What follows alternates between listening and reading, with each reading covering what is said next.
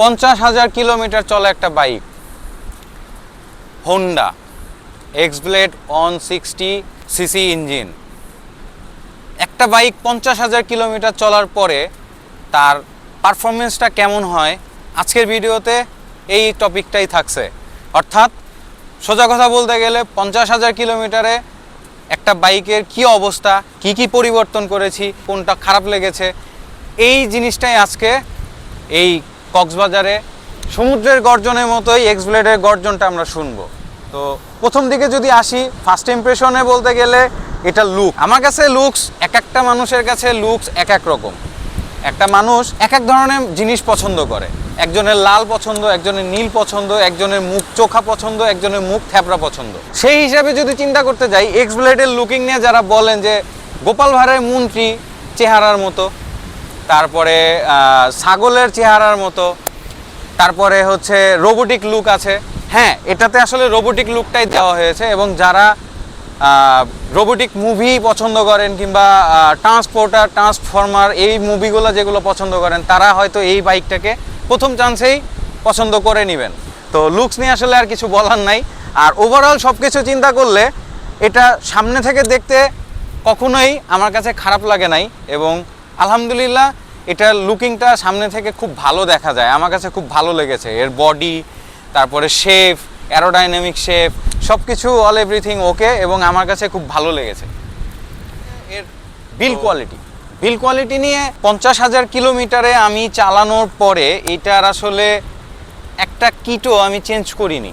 অর্থাৎ গাড়ি ঝাঁকিতে পড়লে কোনো ঝনঝন করে না, তারপরে কোনো প্রকার কোনো প্রবলেম হয় নাই। হয়তো 2-1বার আমার কাছে পড়ে গিয়েছে, বাট এর জন্য যে গাড়িতে কোনো প্রকার কোনো ক্ষতি হয়েছে এটা কিন্তু না।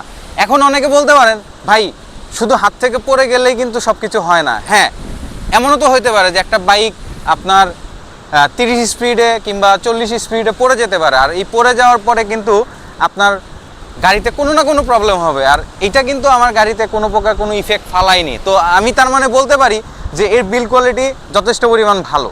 তবে একটা কথা বলি, বাইক ডিপেন্ড করে হচ্ছে আপনার সার্ভিসিংয়ের উপরে। এই সার্ভিসিং যদি আপনার ভালো না হয়, সেক্ষেত্রে কিন্তু আপনার বিল কোয়ালিটি ভালো হবে না, এটা কোনোভাবেই দিবে না। আমি রেগুলার এটাকে সার্ভিসিং করি, রেগুলার বলতে প্রায় 1000-1500 কিলো পর একটা করে সার্ভিসিং দিই, নর্মাল সার্ভিসিংগুলো দিই। তো আরেকটা কথা বলে নিই, সার্ভিসিংয়ে মাস্টার সার্ভিসিং এবং নর্মাল সার্ভিসিংগুলো কখন কিভাবে করবেন, কোন কোন জিনিসগুলো দেখবেন, এটার একটা পুরো ফুল ভিডিও দিব ইনশাল্লাহ। এই ভিডিওগুলো আপনাদেরকে দিয়ে দিব, ওই সময় আপনারা দেখবেন, ওটা করা হয়নি। আর স্মুথনেস বলতে গেলে আসলে মানে অবাকই লাগে যে এটা এতটাই স্মুথ যা বলার মতো না। একটা গাড়ি আপনি কত ঘন্টা একটানা নন স্টপ গাড়ি চালাতে পারেন বলতে পারবেন কেউ? আমি এই যে এই কক্সবাজারে আসছি, তার আগে আমি তেঁতুলিয়া থেকে আমি টেকনাফে আসছি, টানা 3 ঘন্টা একটানা 170 কিলো গাড়ি চালিয়েছে। এই গাড়িটা একটাবারের জন্য আমাকে বলে নাই যে আমি আর পারছি না, বরঞ্চ আমি তার কাছে হার স্বীকার করেছি যে না, আমি আর পারবো না। তো তার স্মুথনেস একটুও কমে নাই, তার গিয়ার শিফটিং, ক্লাচ, ব্রেক, সব অল এভরিথিং আমি খুব সুন্দর পেয়েছি। সবচেয়ে ভালো কথা হচ্ছে টানা এত কিলো চলার পরেও তার কিন্তু থ্রোটলের রেসপন্স কিন্তু একটাবারের জন্য আমি কমতি পাই নাই, এবং যা বলার মতো না, আমি যখনই পিক আপটা মোচড় দিয়েছি আমার গাড়ি তখনই দৌড় দিয়েছে। কমফোর্ট আসলে এটা দিয়ে আমি লাস্ট এখন পর্যন্ত এখনও ট্যুরে আছি, অলরেডি আমার প্রায় 1400 কিলো রান করা হয়েছে। আমার শরীরে কোনো ব্যথা হয় নাই, অর্থাৎ শোল্ডার, ব্যাক পেইন, তারপরে হচ্ছে লেগ পেইন, এগুলো কোনো কিছু হয়নি। সো কমফোর্ট এর চাইতে আসলে আর কমফোর্ট কি বলতে পারি।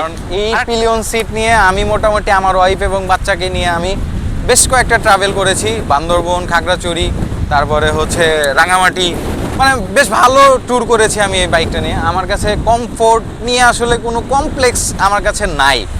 তো ওভারঅল সব কিছু চিন্তা করলে আমার কাছে মানে এই 2,10,000 টাকার মধ্যে এই বাইকটা যা দিয়েছে এনাফ দিয়েছে। ব্রেকিং নিয়ে বলতে গেলে আমার কাছে একটু অস্বাভাবিকই লাগে। কেন? অনেকেরই মতবাদ আছে যে সামনের টায়ার চিকন, এখন ফ্রন্ট টায়ার যখন চিকন হবে তখন কিন্তু মানে ব্রেক করতে অনেকেরই প্রবলেম হবে। বাট আমি এই সিঙ্গেল ডিস্ক গাড়ি অলমোস্ট 50,000 কিলো চালিয়েছি।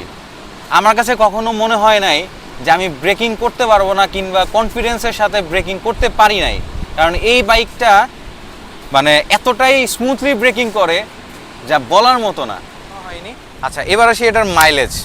আলহামদুলিল্লাহ, মানে অলমোস্ট এটাতে আমি এখন পর্যন্ত মাইলেজ 55, 50 এবং 48 এরকম পাই। এখন অনেকে বলতে পারেন যে এরকম 3টা ভেরিয়েশন কেন, একটা ভেরিয়েশন না, রাইডিং স্কুলের উপরে আপনার হচ্ছে মাইলেজ ডিপেন্ড করে। আমার এই গাড়িটার হচ্ছে পিছনে 130 সেকশন চেঞ্জ করে 140 সেকশনের টায়ার লাগানো। এই ট্যুরে অলমোস্ট প্রায় 46 কিলো পার লিটারে মাইলেজ পেয়েছি, যা আসলে আনবিলিভেবল। এবং কথার কথা আমি বলি, 3 ঘন্টা টানা রাইডে 170 কিলো অলমোস্ট আমার গাড়ির স্পিড পায় 70, 80, 90 প্লাস থেকেছে। তো এই এমত অবস্থায় যদি আমি 46 পাই, আমি যদি 5000 আরপিএমে চালাই, তাহলে আমি 100% 140 সেকশনের টায়ার নিয়ে আমি এই গাড়িতে 50 মাইলেজ পাবো 100%। আমি এই গাড়িতে মোটামুটি রাফ চালিয়ে 40 মাইলেজ পেয়েছি, নর্মাল স্পিড চালিয়ে 50 পেয়েছি, এবং রেগুলার রাফ এবং নর্মালভাবে চালিয়ে আমি এটার মাইলেজটা পেয়েছি হচ্ছে 48, 45। এটা ডিপেন্ড করে আমার টানাটানির উপরে, এবং প্রত্যেকটা গাড়ির মাইলেজ ডিপেন্ড করে হচ্ছে আপনি কিভাবে রাইড করতেছেন, এটা হচ্ছে মেইন কথা। আর একটা কথা বলে দিই, প্রত্যেকটা বাইকের মাইলেজ পাওয়ার জন্য 5000 আরপিএম পর্যন্ত টানবেন, আপনি বেস্ট মাইলেজটা পাবেন, এইটুকু ড্যাম শিওর। তো মাইলেজ নিয়ে আসলে এই গাড়ির আসলে কোনো কথা নাই। এগুলো তো সবই ভালো বললাম, খারাপ দিকগুলো এখন বলি একটু। হ্যাঁ, এর প্রথম সমস্যা হচ্ছে হেডলাইটটা আমার কাছে ভালো লাগে না, কারণ আমি এই হেডলাইটে শহরের ভিতরে 30-40 স্পিডেও আমি আসলে গাড়ি চালাইতে পারি না। একদম ফুল অন্ধকার হইলে হয়তো 50-60-এ আমি চালাইতে পারি, এর বেশি আর চালাইতে পারি না। হেডলাইট মানে আমার কাছে টোটালি রং লেগেছে, যার কারণে আমি ফগ ইউজ করি। আচ্ছা, দেন আসি হচ্ছে সুইচগুলো নিয়ে। 2 চাপার সুইচগুলো এতটাই বাজে যা বলার মতো না, কারণ প্রতিবার ওয়াশ করার পরে আমাকে WD-40 স্প্রে মেরে দেন আমাকে সুইচগুলা ইউজ করতে হয়, কারণ সুইচগুলা মানে মরিচা পড়ে ভিতরে, যার কারণে হচ্ছে এটা সমস্যায় পড়তে হয়। এখন আসি মেইন একটা জিনিস, খুব ভালো একটা পয়েন্ট আপনাদেরকে আমি বলে দিচ্ছি। এই যে ব্যাক চেসিসের শ্যাপটা দেখতেছেন না, এই শ্যাপের এইখানে 2টা বুশ থাকে।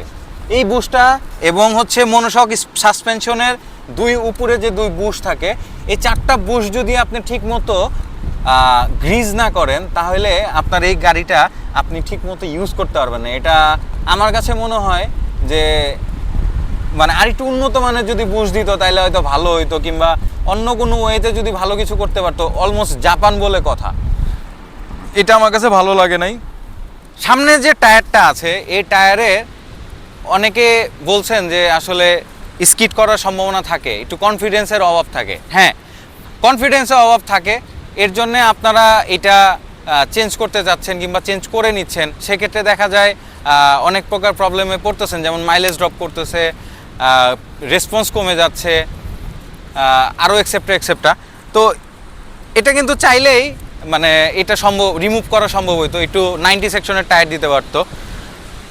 এখন আসি লাস্ট একটা খারাপ দিক, সেটা হচ্ছে এই সাসপেনশন, এইটা ফ্রন্ট সাসপেনশন। এইটা যদি 2 ইঞ্চি পাইপের উপরে সাসপেনশন দিত, like as FZ version 2, Hornet, এগুলো যদি ইউজ করতো, তাহলে মানে সামনের যে যতটুকুই ঝাঁকি ফিল হয় ওইটা আরোটা কমে যেত, যা বলার মতো না। আচ্ছা, এই 50,000 কিলোমিটারের মধ্যে একটা গাড়ির কি কি পরিবর্তন করতে পারি আমরা, এটা যদি কেউ কোশ্চেন করেন, তাহলে আমি বলবো আমার এই বাইকের আমি এখন পর্যন্ত প্রথম থেকে শুরু করি। টায়ারটা চেঞ্জ করা হয়েছে, কারণ 130 সেকশনের টায়ারটা নষ্ট হয়ে গেছিলো, এটা চেঞ্জ করে ফেলছি, 140 লাগাইছি আমি। ফ্রন্ট টায়ার যা আছে আলহামদুলিল্লাহ আরও 50,000 কিলো চলে যাবে আশা করি। ব্রেক শো, ফ্রন্টের ব্রেক শো আমি 2বার চেঞ্জ করেছি, 3বার চেঞ্জ করেছি। রেয়ার ব্রেক শো 1বার চেঞ্জ করেছি। আর ক্লাচ প্লেট স্টিল নাও মানে স্টক, মানে যা বলার মতো না। পিস্টনও স্টক, তারপরে হচ্ছে মোটামুটি all everything stock. Chain set 1বার চেঞ্জ করেছি, প্লাগ আমি 3বার চেঞ্জ করেছি, টাইমিং চেন 1বারও চেঞ্জ করি নাই, তারপর টাইমিং চেন অ্যাডজাস্টারও চেঞ্জ করি নাই।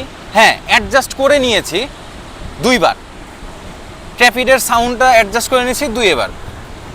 রোকার আর্মস, ভাল্ব এগুলো কোনো কিছুই চেঞ্জ করি নাই। আর কি লাগে, মানে এই যুগে আসলে 50,000 কিলোমিটার রানিংয়ে একটা বাইক কতই বা সাপোর্ট দিতে পারে আমার কাছে। সব কিছু মিলে আমার কাছে এই বাইকটা মাখনের মতো হয়ে গেছে। আর আরেকটা কথা বলে নিই, এক্স ব্লেড মজাটা তখনই দেয় যখন আপনি 70 স্পিডের পরে বাইকের থ্রোটলটা মোচড় দিবেন এবং যখন একটা সাউন্ড দিবে ওই সময়টা হচ্ছে আপনার ফিলটা পাবেন যে হ্যাঁ এবং কি চালাচ্ছি। এবং সেটা হ্যাঁ অবশ্যই কিন্তু সেটা 7,000 কিলোমিটারের পরে, কারণ 7,000 কিলোমিটারের পরে এই গাড়িটা মাখনের মতো হয়ে যায়। আর 50,000-এর পরে আমি অলমোস্ট প্রেমে পড়ে গেছি এর। ঠিক আছে, তো মোটামুটি এই ছিল আমার এক্স ব্লেডের রিভিউ।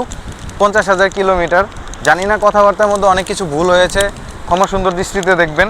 আমি যা চালিয়ে পেয়েছি সেটাই আমি বলছি আপনাদেরকে, এছাড়া আর কিছু না। এখানে আমার কোনো ইয়া নাই। তো আমার কাছে সব শেষ যদি একটা কথা বলি, 2,20,25 এর ভিতরে আমার কাছে এক্স ব্লেড কেনাটা সবচাইতে যুক্তিসম্মত কথা। আপনারা কি বলেন আমাকে কমেন্টসে জানায় দিবেন, দেখব আমি যাচাই করব আসলে জিনিসগুলো কেমন হয়। ধন্যবাদ, সুস্থ থাকবেন, ভালো থাকবেন, আর দোয়া করেন আমি যেন সুস্থভাবে সিরাজগঞ্জ যেতে পারি। আল্লাহ হাফেজ।